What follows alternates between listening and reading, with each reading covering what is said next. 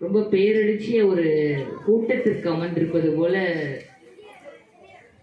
இந்த என் வாக்குசாவடி வெற்றி வாக்குசாவடி கூட்டத்தில் இப்படி திரளாக அமர்ந்திருப்பதை பார்க்கும்போது ரொம்ப மகிழ்ச்சியா இருக்கு. நம்முடைய மாண்புமிகு முதலமைச்சர் முத்துவேல் கருணாநிதி ஸ்டாலின் அவர்களுடைய ஆணைக்கிணங்க என் வாக்குசாவடி வெற்றி வாக்குசாவடி, தமிழ்நாடு தலைகுனியாது அப்படின்ற அடிப்படையில ஒவ்வொரு பாகமும் ஒரு வெற்றி பாகமாக இருக்க வேண்டும்.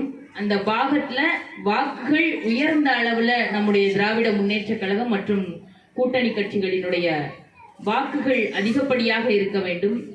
மக்களினுடைய கோரிக்கைகள் என்ன, மக்களினுடைய கோரிக்கைகளை கேட்டு அவர்களுக்கு எந்த விதத்திலெல்லாம் நம்ம தேர்தல் காலத்திற்குள்ள நம்ம எவ்வளெல்லாம் செயலாற்ற முடியும், மக்களினுடைய நிலைப்பாடு எப்படி இருக்கிறது, நம்மளுடைய அரசினுடைய நலத்திட்டங்கள் எல்லாம் எப்படி போய் மக்களுக்கு சேர்ந்திருக்கிறது, எண்ணற்ற நலத்திட்டங்கள் நம் இடத்தில் இருக்கின்றன, பெண்களுக்கு எப்படி உரிமை என்ற வார்த்தை மிக முக்கியமான ஒன்றோ அதை நம்முடைய தளபதி அவர்கள் கலைஞர் உரிமை தொகை என்ற பெயரில் 1000 ரூபாய் நம் பெண்களுக்கு கொடுக்கிறார்கள். நம்முடைய வீட்டில் ஆண்கள் வேலைக்கு போகிறார்கள். நம் பெண்கள்கிட்ட நம்முடைய கணவர் என்ன வேலை பார்க்கிறான்னு கேட்டா, என்னுடைய கணவர் ஆட்டோ ஓட்டுகிறார், என்னுடைய கணவர் இந்த வேலை பார்க்கிறார் நம்மளுடைய பெண்கள் சொல்லுவோம்.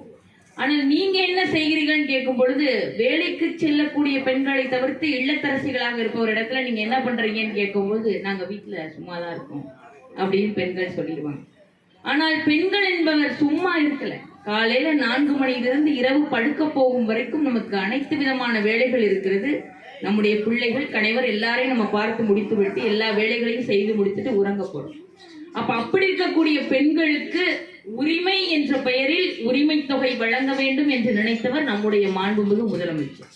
மாதம் 1000 ரூபாய் என் பெண்களுக்கு அவர்களின் முன்னேற்றத்திற்கு, அவர்களுடைய செலவுகளுக்கு, நம்முடைய பேர பிள்ளைகளுக்கு ஏதாவது வாங்கி கொடுப்பதற்கு, இல்லை மருந்து மாத்திரை வாங்குவதற்கு இந்த 1000 ரூபாய் என் பெண்களுக்கு உபயோகமாகும் என்றதன் அடிப்படையில நம்முடைய முதலமைச்சர் 1000 ரூபாயை பெண்களுக்கு கொடுக்கறாங்க. இன்னைக்கு 1,30,00,000 மேல பெண்கள் அதுல பயன்பெறாங்க.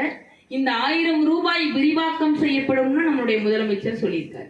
விடியல் பயணம் பேருந்து திட்டத்துல என் பெண்கள் இன்னைக்கு மகிழ்ச்சியோட ஒரு இடத்துல இருந்து இன்னொரு இடத்துக்கு வேலைக்கு போறாங்க.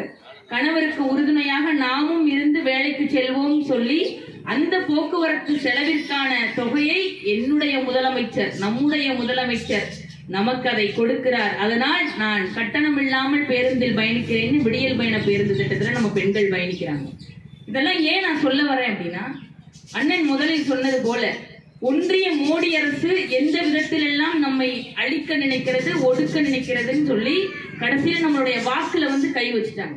கல்வியில கை வச்சு பார்த்தாங்க, பண்பாடுல, நாகரிகத்துல, கலாச்சாரத்துல நம்மளுடைய தமிழ்நாட்டை எப்படியெல்லாம் ஒடுக்க பார்க்கணுமோ ஒடுக்கணும்னு நினைச்சாங்க.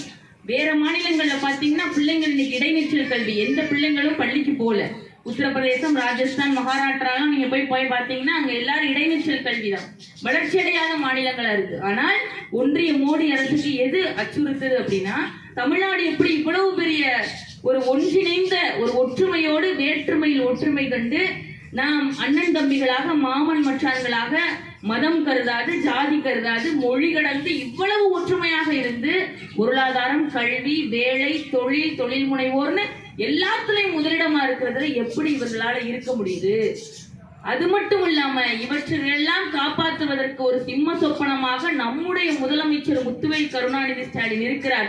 என் மக்களுக்கு ஒண்ணுன்னா அழுத்தம் கொடுக்கறதுக்கு இப்படி ஒரு ஆள் ஒரு போர்வாளாக இருக்கிறார்னு மோடிக்கு அச்சுறுத்தல்.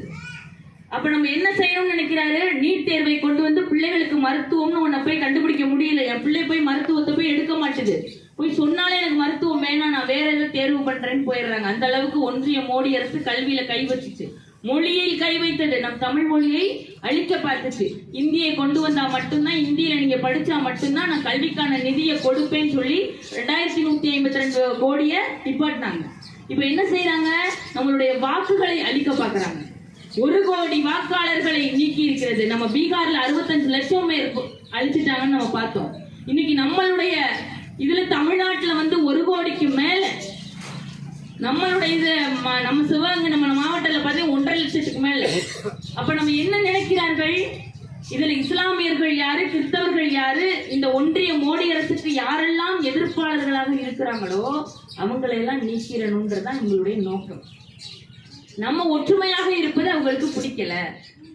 இதுல இஸ்லாமியர்கள், கிறிஸ்தவர்கள், இந்துக்கள் என்று எப்படி இவர்கள் ஒற்றுமையாக இருக்கிறார்கள்? இதில் மதக்கலவரத்தை தூண்டணும், வன்முறையை கொண்டு வரணும், யூடியூப்ல பணம் எடுத்து போடணும். இந்த ஹெச் ராஜா போன்ற ஒரு கைக்கூலி, RSS கைக்கூலிக்கெல்லாம் இதுதான் வேலை.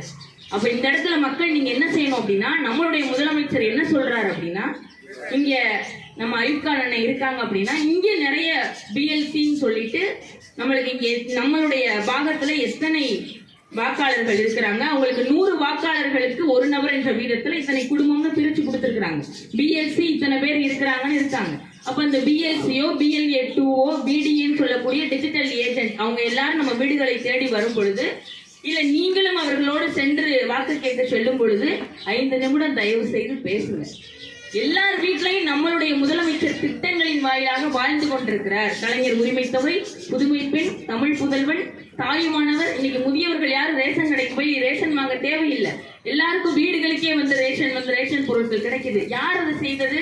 நம்முடைய முதலமைச்சர் செய்யற தாயுமானவர் திட்டம். இப்படி ஒவ்வொரு திட்டம், இன்னுயிர் காப்போம் 48 மணி நேரத்துல சாலை விபத்து உயிருக்கு போராடிக்கிட்டு இருக்கோம்னா, தனியார் மருத்துவமனையில அந்த 48 மணி நேரத்திற்கான செலவை அரசே ஏற்குது. அந்த 48 மணி நேரத்துக்குள்ள அந்த மனிதன் பிழைத்துக் கொண்டார் என்றால் அந்த செலவை அரசு ஏற்றுக்கொண்டு அந்த நபரை பிழைக்க வைப்பது நம்முடைய முதலமைச்சர் முத்துவேல் கருணாநிதி ஸ்டாலின். அப்ப அன்பு மக்கள், நீங்கள் புரிந்து கொண்டு நம்ம வீடு வீடா போகும்போது ஒரு 5 நிமிடம் பேசுங்க. நம்ம திட்டத்தை பற்றி பேசுங்க. என்னென்ன திட்டங்கள் செயலாற்றிருக்கு, சிவகங்கை நகரத்துல என்னென்ன நம்மளுடைய நகர்மன்ற தலைவர் செய்திருக்கிறார்கள் சொல்லி தயவு செஞ்சு பேசுங்க.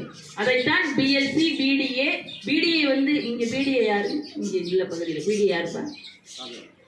BDA வந்து இங்க முக்கியமான ஒரு பணி எங்களுக்கு மேல இருந்து கொடுக்கப்பட்டது. வந்து BDA வந்து அப்லோட் செய்து அனுப்பக்கூடிய அந்த புகைப்படங்கள் மிகவும் துல்லியமாக எப்படி வந்து நம்ம மக்கள் போய் போறாங்க, எப்படி கொடியெல்லாம் ஏந்தி கொண்டு போறாங்க, மக்களிடத்தில் பேசுறாங்களா, இந்த குண்டறிக்கைகளை சும்மா 5 நிமிடம் நம்ம கொடுத்துட்டு ஒவ்வொரு வீட்டுக்கும் கடந்து போகாம, அது மாற்றுக் கட்சியாக இருந்தாலும் எங்களுடைய திட்டங்கள் இவ்வளவு இருக்குன்னு சொல்லி கொடுத்து விட்டு அந்த புகைப்படத்தை முக்கியமாக நம்ம தலைமை கழகம் கண்காணிக்கிறது.